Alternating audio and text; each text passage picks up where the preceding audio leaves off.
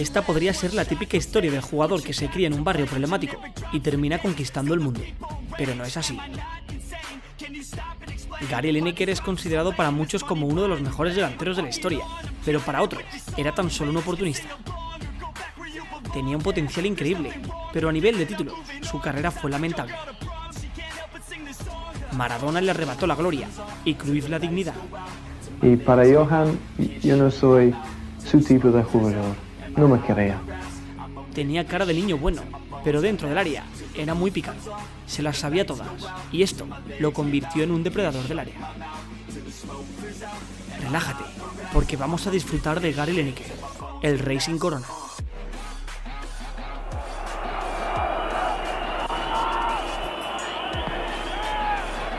Feeling cross-side, the Germans, and they're in trouble. Alcantara couldn't do it. Lineker probably could. And he has equalised.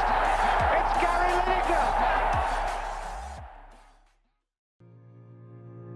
Gary Winston Lineker nació un 30 de noviembre de 1960 en Leicester, Inglaterra.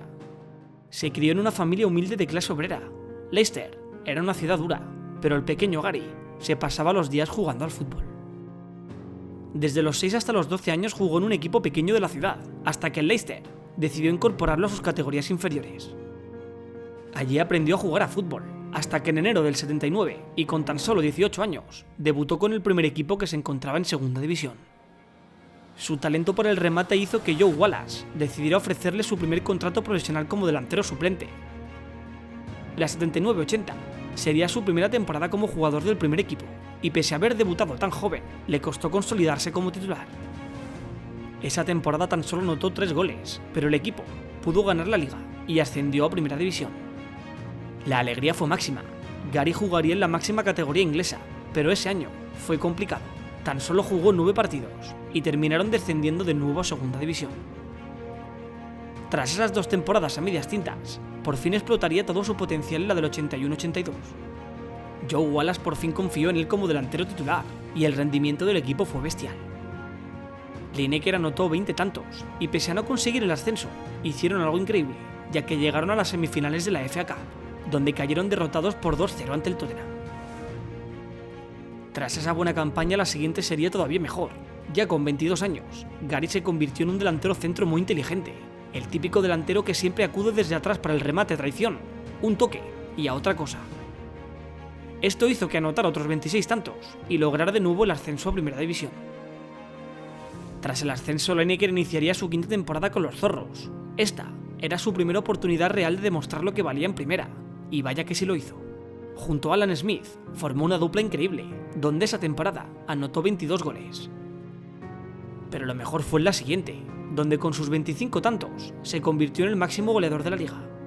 Pese a sus buenas actuaciones, el Leicester no lograba nada, tenía mentalidad de equipo pequeño y terminaron en 15ª plaza.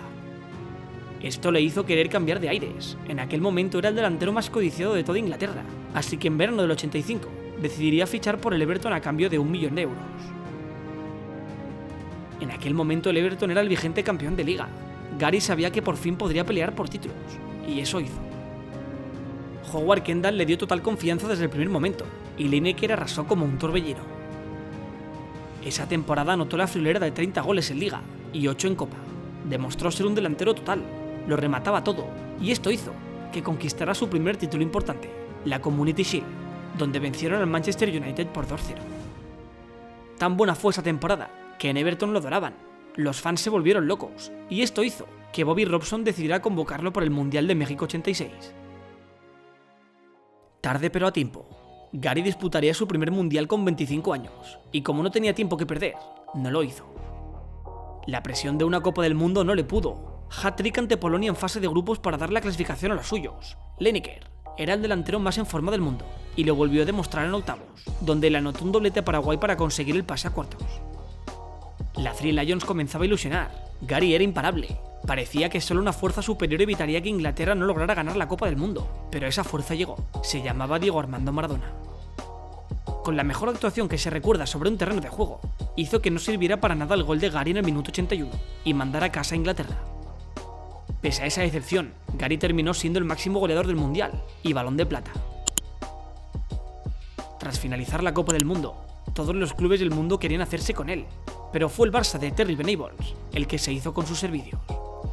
El Barça pagó 3 millones de euros por él, cifra en aquel momento abismal, pero Gary rápidamente se encargó de demostrar su don para el gol. Junto a Archibald Hughes, formó un Barça de juego muy directo y muy a la británica, pero no terminó de triunfar. En su primera temporada en Can Barça anotó 21 goles, entre estos el hat-trick que le anotó al Real Madrid en el Clásico de Liga, siendo esta la carta de presentación como culé. Sin embargo, esa temporada no logró ningún título y sus tantos se quedaron en nada comparados con los 34 de Hugo Sánchez. Su segunda campaña con el Barça no fue mejor, al contrario, todo empeoraría. Echaron a Venables y con la llegada de Luis Aragonés, los problemas con la directiva empezaron y pese a marcar otros 16 goles terminaron sextos en Liga. Tras esa temporada, Gary acudiría a la Eurocopa del 88 con Inglaterra. Tenían esperanzas de ganarla, y más, con la actuación de Gary en un partido clasificatorio ante España, donde anotó 4 goles en el Santiago Bernabéu. Link, como le apodaron en Inglaterra, tenía ganas de lograr su primer título con la selección, pero la Three Lions hizo el ridículo. Cayeron como últimos de grupo con 0 puntos, y su líder no pudo anotar ni un solo gol. Ya de vuelta a Barcelona las cosas no dejarían de empeorar para el bueno de Gary. Le detectaron hepatitis A, y pese a tener buen pronóstico, se perdió la pretemporada.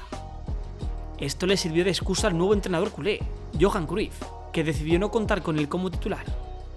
Al neerlandés no le gustaba como delantero centro, así que decidió colocarlo de extremo. No sé por qué me puse por la banda, esto no entiendo. Gary jamás había jugado allí y se sintió ninguneado. Pese a eso, esa temporada logró conquistar sus 2 primeros títulos como culé, la Copa del Rey y la Recopa de Europa, donde vencieron por 2-0 a la Sampdoria. Esto no le sirvió de consuelo.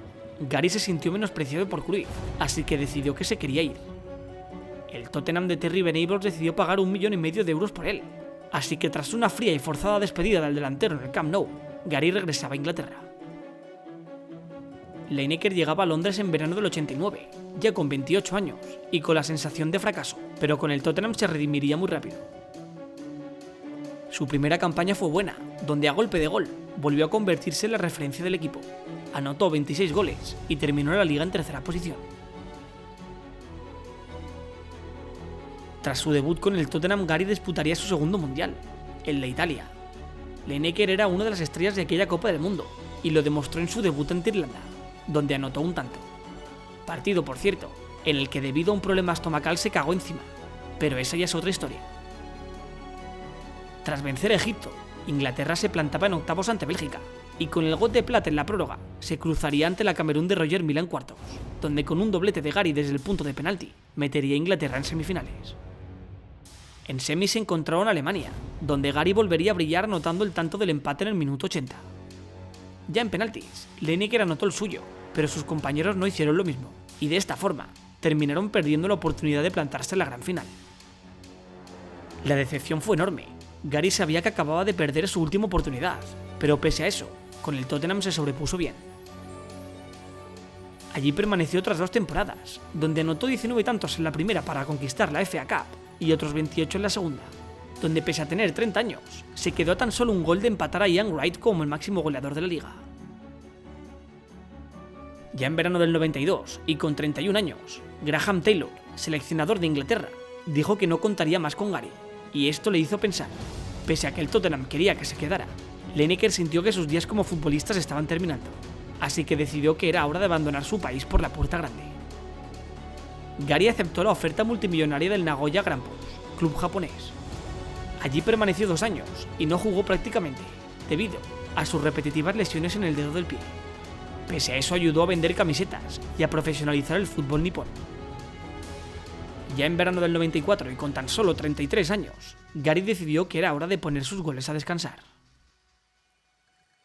Esta ha sido la breve pero intensa historia de Gary Lineker, un jugador peculiar. Jamás recibió una tarjeta amarilla y pese a tener cara de niño bueno, dentro del área era muy pícaro.